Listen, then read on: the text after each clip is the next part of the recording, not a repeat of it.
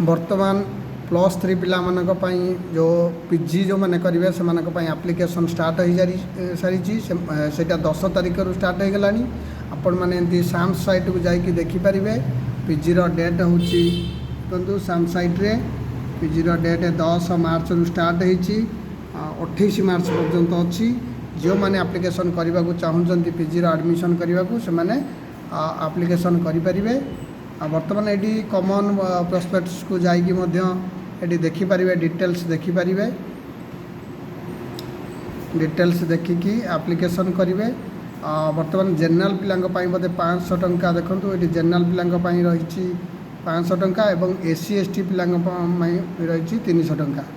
जो माने SC ST से माने एप्लिकेशन फीस 300 टंका एवं जो माने जनरल अप्लाई करिवे बा जनरल ओबीसी एससीबीसी से माने 500 टंका देबे। एवं एडिशनल रही additional extra subject every additional subject पई 200 टंका रही। वर्तमान 10 तारिख ठारू आरंभ हो जाइछि आ अल्प दिन अच्छी 28 तारिख होछि लास्ट डेट।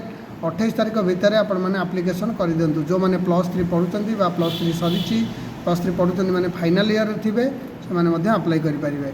वर्तमान पीजी रो एप्लिकेशन चलीछि। जो माने चाहुचंती से माने एप्लिकेशन कर दियंतु। ऑनलाइन एप्लिकेशन होछि। आपण साम्स साइट को जाई कि डिटेल्स देखि परिबे। आपण एई साइट को जाई कि एठारे न्यू स्टूडेंट रजिस्ट्रेशन अच्छी। न्यू स्टूडेंट रजिस्ट्रेशन को जाइए ये आप नेम ऑफ स्टूडेंट नेम मारिकी मोबाइल नंबर मारी मेल आईडी देकी आप जेनेट ओटीपी जेनेट करी आईडी प्लस क्रिएट करी भितर जाइए आप एप्लिकेशन करें। यही इनफॉरमेशन पाइबा चैनल टी को सब्सक्राइब करूँ।